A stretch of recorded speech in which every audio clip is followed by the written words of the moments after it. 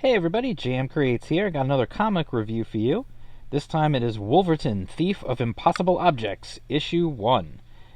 This is a self-published title that I happened to come across really kind of by accident. I think it was social media was how I found out about it, like through Twitter or something, and I checked it out, and it looked really good, so I said, what the heck, I'm going to give it a shot. And you may remember, if you've been following the channel for any length of time, you may remember a while back I did a video about how they were running a deal where if you ordered issue 2, they were just going to throw issue 1 in there for you, so you had both issues for the price of one. And that was a fantastic deal. I couldn't pass that up. And it was really cool. It was great that I got that. And so you can always look back and see that video about that.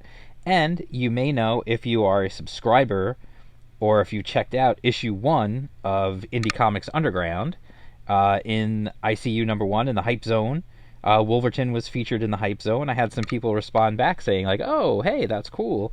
And one of the authors of Wolverton was actually on a live stream of mine a couple of weeks ago. So you can definitely go back and check that out and hear him talk all about where Wolverton came from and all that kind of stuff. So there's a lot of content there that you can go and check out if you want to learn more about this series.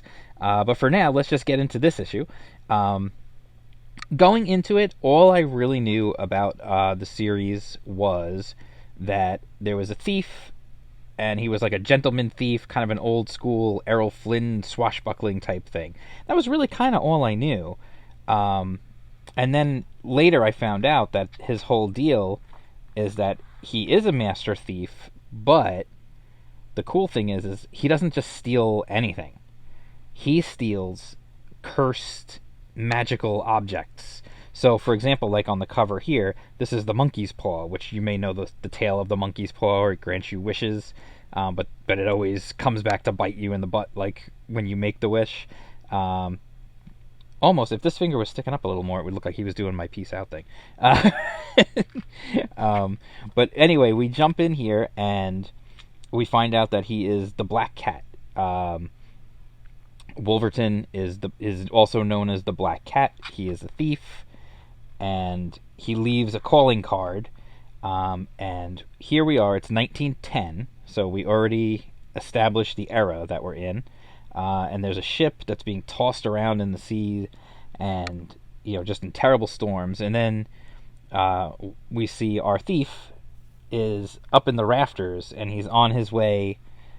You can see him sliding down, and he's gonna steal whatever they have in the safe. So he opens the safe, he leaves the calling card, he takes the paw, and then, of course, can't go that smoothly. Naturally, the rope gets shot, he falls down, and then he's being pursued. Now, remember, he's out in the middle of the ocean here. He's on a ship.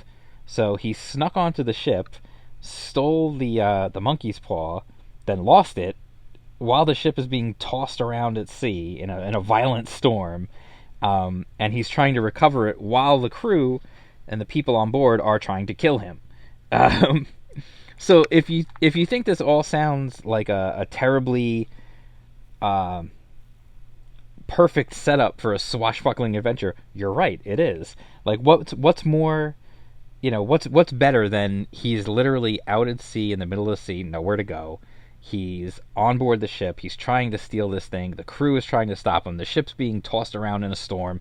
It's the perfect, it's a perfect setup. It really is a great setup. The art, you know what I forgot to do? I always do this, and I forgot to do it. See, I'm a little rusty on the comic reviews. The team, I always like to give the team credit. Written by Michael Stark and Terrell T. Garrett. Michael Stark was on my live stream. He's a cool dude.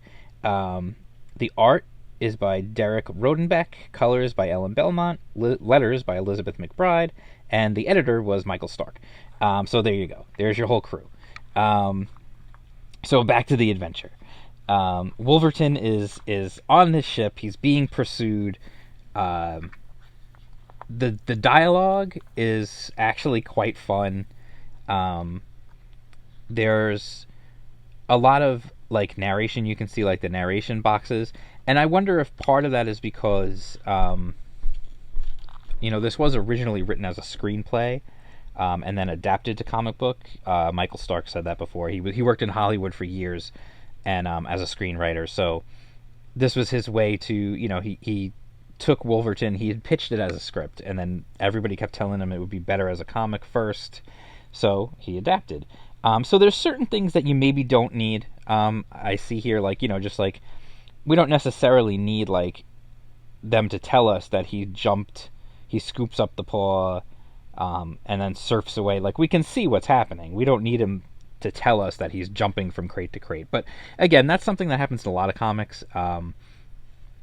But I also think it kind of fits in a way. Like, if you read those boxes with the excitement of, like, a 1920s or 30s, like, announcer, like a narrator, I think it actually would add to the story. So the art in the book, let's talk about the art. The art actually is really well done. It's fun. It gets the point across. There's dynamic elements to the art. There's fantastical elements here, like this statue coming to life, and he has to literally sword fight with a six-armed like being. There's all kinds of crazy stuff going on, like, because there's magic, and then the whole thing gets it, and then he eventually he makes an escape, not in necessarily the most dignified way, but again, it kind of shows you the lesson about the monkey's paw.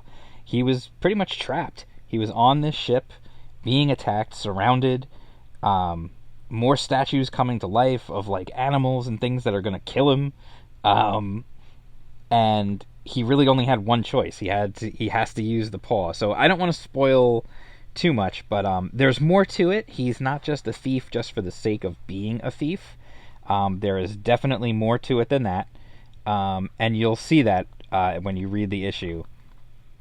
There's definitely a lot more to it than just, he's not just stealing for the sake of stealing, and you'll see more of that, and then you'll understand, like, what the deal is. And there's this in this issue, there is, like, this letter here, basically written by the character. And here, just check this out, though. I just want to show you this double page spread. How cool is that? Like, that's a really nice double page spread right there. Let me try to get the glare off if I can. Just really well done. Really nice, like, very cinematic. Very, with the rain coming down and the whale and the ship and the lightning and everything, just really good stuff. So like I said, the art is really well done. The story is a lot of fun. The dialogue is snappy and fun. The character is very likable. And then there's more here. Like I said, there's more to tell you about the character that maybe you didn't know. And then there's also a little epilogue that sets you up for the next one. Which is nice. It's really, like I said, it's very well done. It's a lot of fun. It's definitely it's definitely a worthwhile book to check out for sure. If you like adventure, fun, energy, action adventure, just a good time, swashbuckling, this is definitely worth a recommend from me for sure. And like I said, I think he's still doing the same deal. If you buy issue 2, he's just going to throw issue 1 in there at no extra charge. You just get it, like, which is amazing. And there's definitely worth it. It's a high quality book. It's printed on quality paper. There's the art is really, like I said, quality art. The writing is very well done. The character is enjoyable. I am definitely looking forward to a lot more with this character going forward. So anyway, I definitely recommend checking this one out. If you get a chance, you can go to the website. If I remember, when I post the video, I'll put their website below in the description, so you know where to go, so you can buy it yourself. It is available in some comic stores, but not too many. So I would recommend just go straight to the source. And if you want to see what else is going to be featured in the Hype Zone going forward in Indie Comics Underground, make sure I'll put the link down below. Make sure you sign up so that you get it first. You want to get issue 2 coming out first week of October, and you want to get it before everybody else does. You got to sign up. Okay, so that's it. I'll talk to you guys soon. Make sure you like the video. Make sure you subscribe to the channel. And I'll be back with more comic reviews and some other stuff, and I'm going to set up some more live streams with some fun guests and good times, alright? So let's do this again. Wow. Peace out.